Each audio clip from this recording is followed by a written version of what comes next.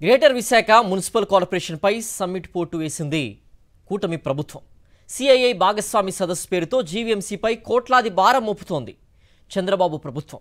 ప్రతిష్టాత్మక సిఐఐ సదస్సు అంటూ ప్రచారం చేసుకుంటున్న కూటమి ప్రభుత్వం నిర్వహణ వ్యయం దగ్గరకు వచ్చేసరికి పైసా కూడా విదల్చలేదు.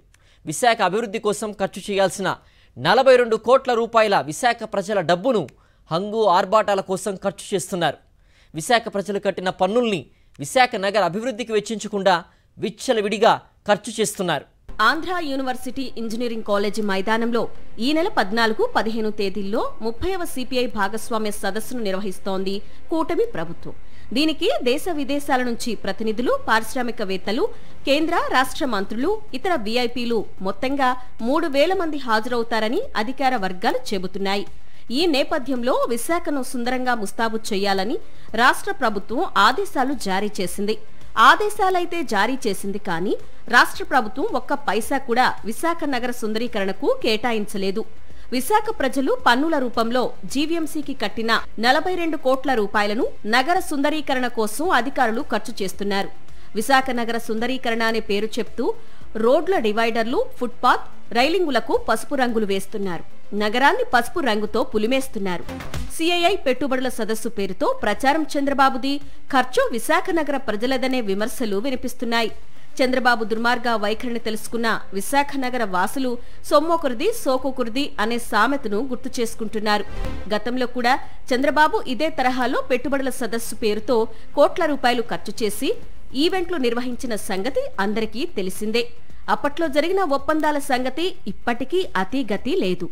ఎన్ని పెట్టుబడులు వచ్చాయో, ఎంతమందికి ఉద్యోగాలు ఇచ్చారో గతంలో చెప్పలేకపోయారు. ఇప్పుడూ చెప్పడం లేదు. గతంలో అంటే 2014, 2019 మధ్యన నిర్వహించిన పెట్టుబడుల సదస్సు సందర్భంగా రోడ్ల మీద వ్యాపారాలు చేసుకుంటున్న వారిని కూడా బడా పారిశ్రామికవేత్తలుగా చూపించారు. ఎవరూ కనిపెట్టలేరన్న భ్రమతో వారికి సూటు బూటు వేసి స్టేజ్ ఎక్కించారు. ఒప్పంద పత్రాలు మార్చుకుంటున్నట్లు చంద్రబాబుతో ఫోటోలకు ఫోజులిచ్చారు. వెంటనే ఆ ఒప్పందాలు చేసుకున్న వారు నకిలీ పారిశ్రామికవేత్తలనే విషయం సోషల్ మీడియా ద్వారా బయటపడింది. దీంతో చంద్రబాబు జాతీయ స్థాయిలో నవ్వుల పాలయ్యారు. గత అనుభవాల దృష్ట్యా ఈసారి చంద్రబాబు తగు జాగ్రత్తలు తీసుకుంటున్నట్లు వార్తలు వినిపిస్తున్నాయి. కొంతమంది పారిశ్రామికవేత్తలకు సంబంధించిన ఒప్పందాల విషయంలో తప్పితే మిగతా వాటి విషయంలో గోప్యత పాటించే అవకాశాలు ఉన్నట్లు సమాచారం. ఇప్పటికే ఊరు పేరు లేని ఉర్సా కంపెనీకి భూములు అప్పనంగా కట్టబెట్టిన వ్యవహారం, ఇతర దేశాల్లో దుకాణం ఎత్తివేస్తున్న లూలు సంస్థకు కారుచౌకగా భూములు కట్టబెట్టడం రాష్ట్రంలో తీవ్ర దుమారం రేపిన సంగతి తెలిసిందే.